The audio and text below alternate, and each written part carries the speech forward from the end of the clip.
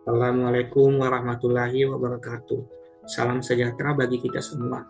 Perkenalkan, nama saya Muhammad Fahri Haryadi, NPM 2106759432, asal Prodi Ilmu Administrasi Niaga, Fakultas Ilmu Administrasi, Universitas Indonesia. Yang terhormat Ibu Dr. Retno Kusumastuti, MSc, selaku dosen pengampu mata kuliah Analisis Bisnis. Pada kesempatan ini, izinkan saya mempresentasikan tugas ujian akhir semester saya, yaitu Historiographical Analysis pada perusahaan Netflix.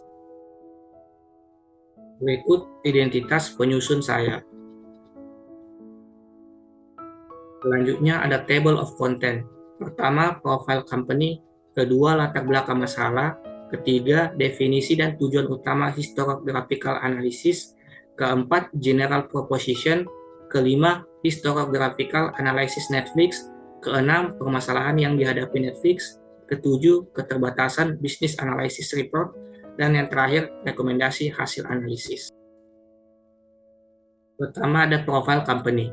Netflix adalah salah satu layanan hiburan terkemuka di dunia dengan 233 juta keanggotaan berbayar di lebih dari 160 negara, menikmati serial TV, film, dan game dalam berbagai genre dan bahasa.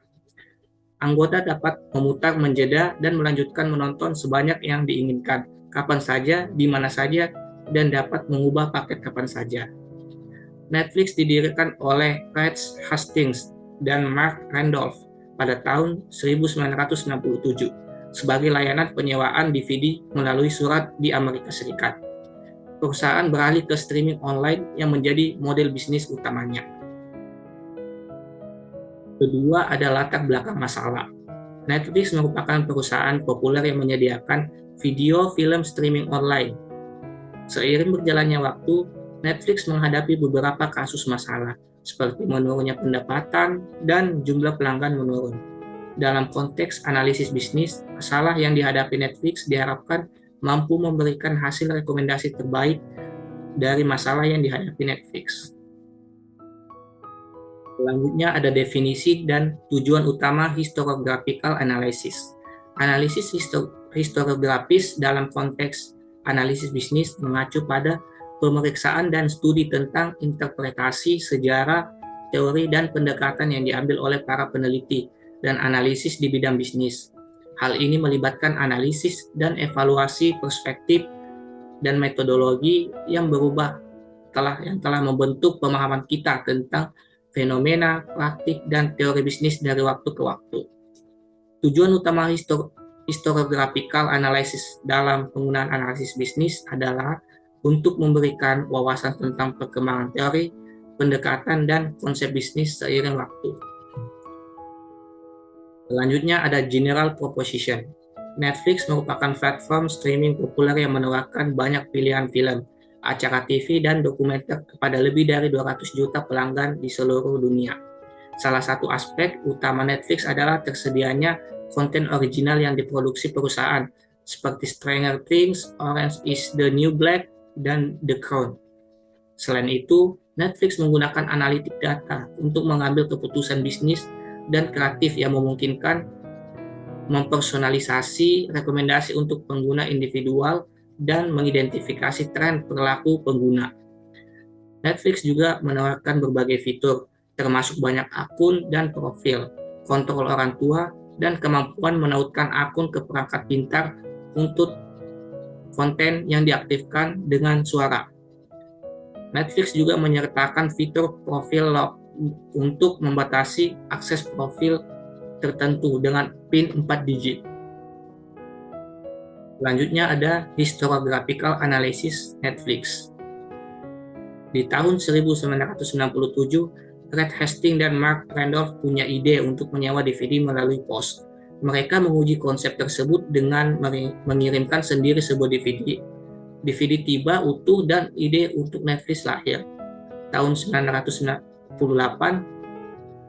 Netflix.com, situs penyewaan dan penjualan DVD pertama, diluncurkan. Di tahun 1999, debut layanan langganan Netflix menawarkan penyewaan DVD tanpa batas kepada anggota tanpa tanggal jatuh tempo. biaya keterlambatan atau batas sewa bulanan. Selanjutnya di tahun 2000 sistem rekomendasi film yang dipersonalisasi diperkenalkan menggunakan peringkat anggota pada judul sebelumnya untuk memprediksi pilihan di masa mendatang secara akurat. Di tahun 2002, Netflix melakukan penawaran umum perdana atau IPO dengan harga jual $1 per saham di bawah Nasdaq ticker NFLX.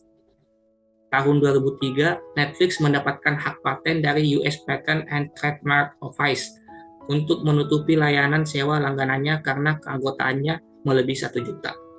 Di tahun 2005, fitur profil diluncurkan, memungkinkan anggota membuat daftar yang berbeda untuk pengguna yang berbeda atau suasana hati yang berbeda. Di tahun 2006, keanggotaan tumbuh menjadi 5 juta. Di tahun 2007, streaming diperkenalkan, memungkinkan anggota untuk langsung menonton serial dan film. Tahun 2008, Netflix bermitra dengan merek elektronik konsumen untuk memungkinkan streaming di Xbox 360, pemutar Blu-ray, dan decoder TV.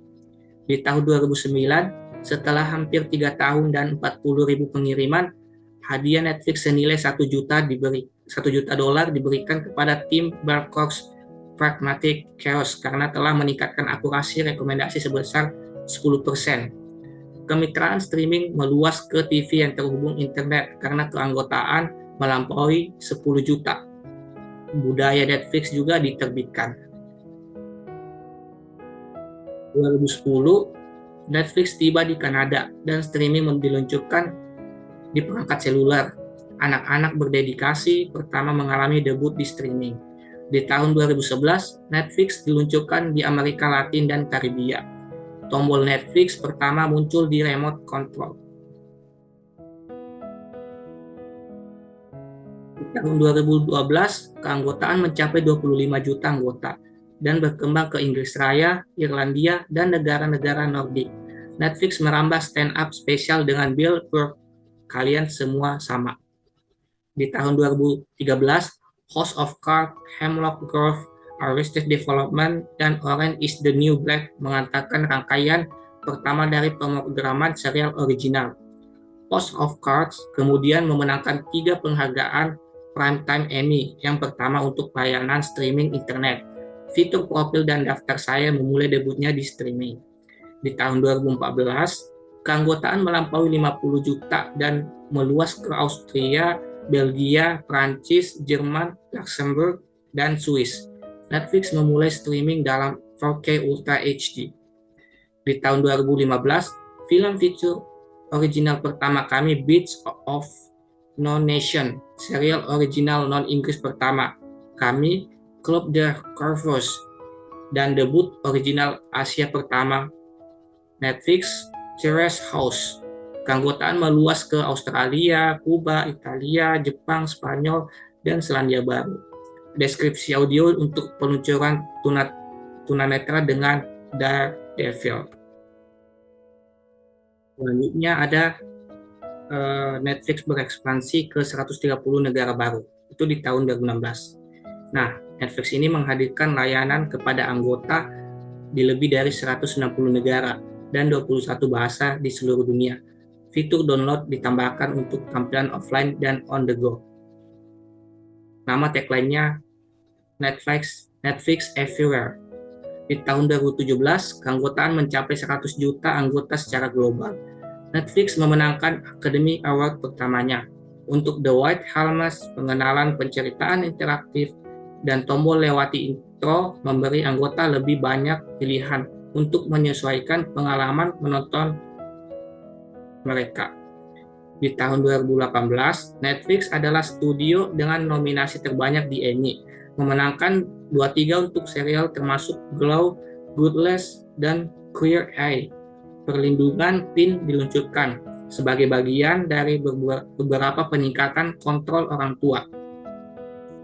Di tahun 2019, Netflix memenangkan 4 Academy Awards untuk Roma dan Period End of Sentence, dan meluncurkan film animasi original pertamanya dengan Klaus. Pusat produksi baru dibuka di London, Madrid, New York, dan Toronto. Bandersnatch memenangkan Emmy besar pertama untuk judul interaktif. Di tahun 2020, debut daftar 10 teratas memungkinkan anggota untuk melihat apa yang populer untuk pertama kalinya. Netflix adalah studio dengan nominasi terbanyak di Academy Awards dan Emmys. The Hardship Fund diluncurkan untuk membantu pekerja komunitas kreatif yang terkena dampak COVID-19, dan 2% dari kepemilikan tunai dialihkan ke lembaga keuangan yang mendukung komunitas kulit hitam. Di tahun 2021, Netflix is a Joke, The Festival, acara tatap muka langsung terbesar berlangsung di Los Angeles, berlangsung selama 11 hari dan 295 pertunjukan.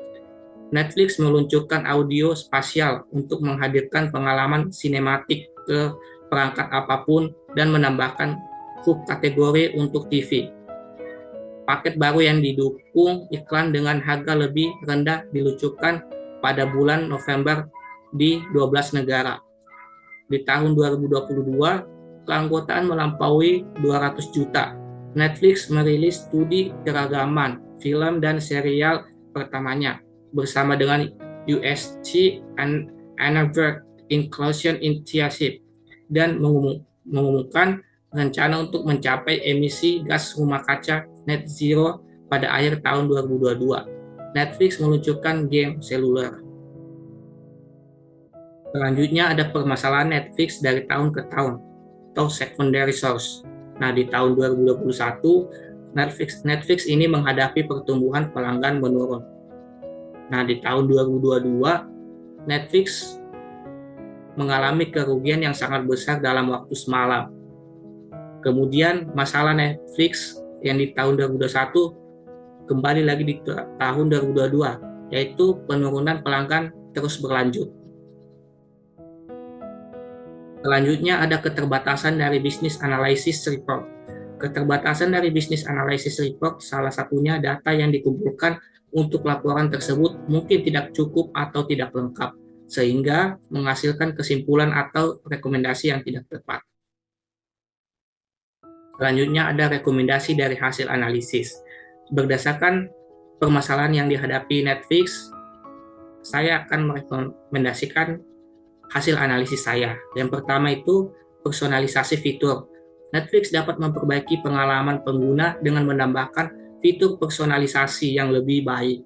Dengan memperluas penggunaan algoritma yang ditingkatkan, Netflix dapat menyesuaikan rekomendasi dan pengalaman pengguna sesuai dengan preferensi individu. Kedua, kerjasama dengan produsen konten.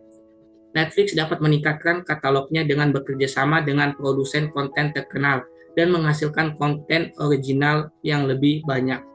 Dengan menawarkan lebih banyak pilihan untuk pengguna, Netflix dapat mempertahankan pelanggan dan menarik pelanggan baru. Yang ketiga, menurunkan biaya langganan. Netflix dapat mempertimbangkan untuk menurunkan biaya langganan agar lebih terjangkau bagi pengguna. Hal ini dapat membantu menarik pelanggan baru dan mempertahankan pelanggan lama. Sekian presentasi yang saya bawakan. Kurang lebihnya mohon dimaafkan. Wabillahi taufiq wal hidayah. Wassalamualaikum warahmatullahi wabarakatuh.